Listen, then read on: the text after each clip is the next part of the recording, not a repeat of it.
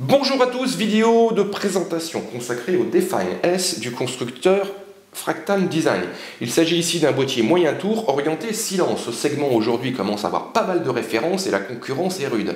Fractal Design choisit donc une option intéressante, par contre pour les utilisateurs plutôt avertis, puisque le boîtier se présente avec une architecture permettant de grosses évolutions au niveau refroidissement, mais surtout au niveau usage de water cooling, qu'il soit de type IO ou encore un peu plus sophistiqué, avec un emplacement comme on va le voir pour un réservoir ou encore une pompe indépendante.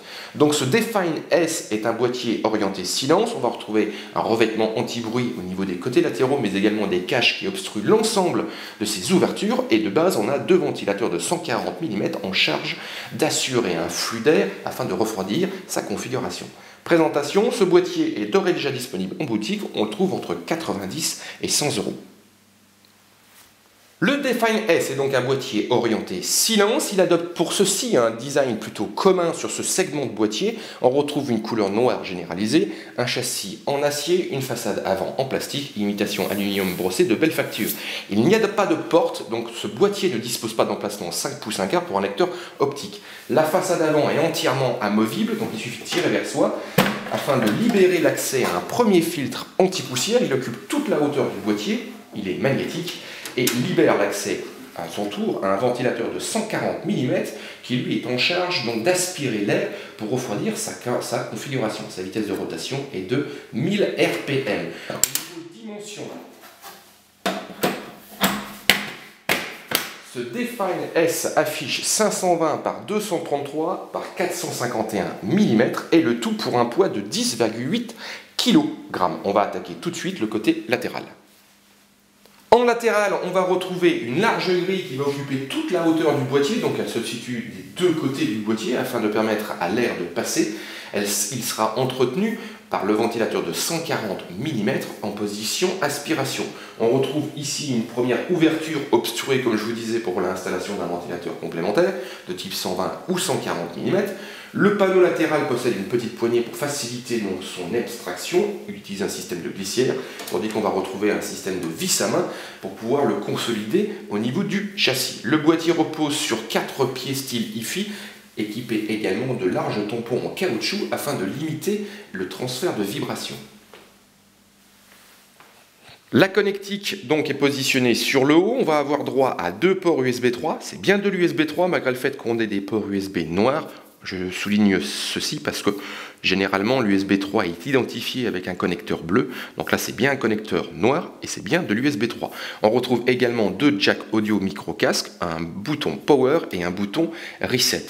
Et comme on peut le voir également, on a ici sur le haut, donc je vais essayer de vous montrer ça en live, on a également donc sur le haut de ce boîtier, de ce Define S, plusieurs caches ici qui sont installés afin de libérer de l'espace pour l'installation de ventilateurs complémentaires ou encore de radiateurs de water cooling.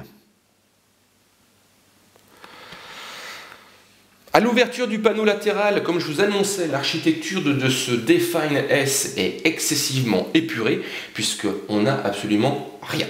Donc on pourrait se dire waouh, ça va être assez compliqué pour monter une configuration, et en fin de compte non, et on va le voir et on va voir pourquoi. De base, donc là on a déjà installé une configuration puisqu'on vient de finir les tests de ce boîtier. Ici on a une configuration à base de processeur AMD et d'utilisation d'une R9 290X. Par contre ici on a une ancienne carte graphique, c'est une 9800 GT signée Gigabit qui a la particularité d'avoir un refroidissement fanless. Et ceci, on utilise cette carte-là pour mettre en évidence les performances des entrées d'air d'un boîtier. Donc ici, avec le ventilateur de 140, la question c'est de savoir est-ce que l'air frais est important et surtout poussé avec force permettant de refroidir cette carte graphique. Donc ça, on verra ça au niveau du test. Pour revenir au niveau du boîtier, de base, on a un refroidissement basé sur 2 ventilateurs. On retrouve un 140 mm à l'avant, donc celui-ci est en aspiration, donc il apportera de l'air frais.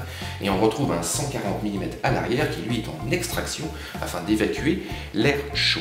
Et Fractal Design propose avec ce Define S, d'où le fait d'avoir une architecture très épurée, de grosses évolutions au niveau du refroidissement.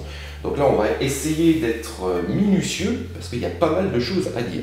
Tout d'abord, sur le haut, les 3 caches peuvent être enlevées afin de libérer de l'espace. Il sera au niveau air cooling, donc au niveau ventilateur, possible d'installer 3 ventilateurs de 120 ou de 140 mm. On pourra également installer à l'avant 3 autres ventilateurs de 120 ou de 140 mm. On pourra également installer un ventilateur de 120 et 140 mm sur le bas, ou encore en latéral, comme on l'a vu tout à l'heure, au niveau de la porte. Au total, donc, on a la possibilité, avec cette architecture, d'avoir au maximum 8 ventilateurs de 120 ou de 140 mm. Donc de quoi faire. Tandis qu'au niveau water cooling, on pourra installer des radiateurs, donc ceci au niveau du dessus, mais également au niveau de l'avant. Au niveau du dessus, on va pouvoir installer du 420, 360, 280, 240, 140 ou encore 120 mm. Tandis qu'à l'avant, on pourra également installer du 360, 280, 240, 140 ou encore 120, ou encore à 120 sur le bas, ou encore à 120 au niveau latéral. On a par contre quelques petites restrictions au niveau de la hauteur du radiateur qui généralement s'accompagne d'un ventilateur. On détaillera ça au niveau du test. Au niveau cette fois-ci compatibilité, ayant une architecture on va dire très épurée, on a de l'espace, 180 mm pour la hauteur du ventilarable, tandis qu'au niveau carte graphique, il y a 425 mm et 450 mm si on fait l'impasse sur un ventilateur positionné à l'avant. Et vous remarquez également qu'ici, on va retrouver un système de rails. Alors la question c'est à quoi tout ceci sert? Tout simplement à pouvoir installer, donc à l'intérieur de ce Define S, un réservoir de water cooling. Donc ici on a des rails qui sont réglables et on pourra donc installer sur toute la hauteur du boîtier un réservoir de water cooling, sachant qu'on a également un emplacement qui est prévu sur le bas pour pouvoir installer une pompe. On va maintenant regarder l'arrière de la carte mère afin de connaître le câble management et surtout essayer de savoir où dans ce Define S est installé donc un disque dur 3,5 pouces ou encore un SSD.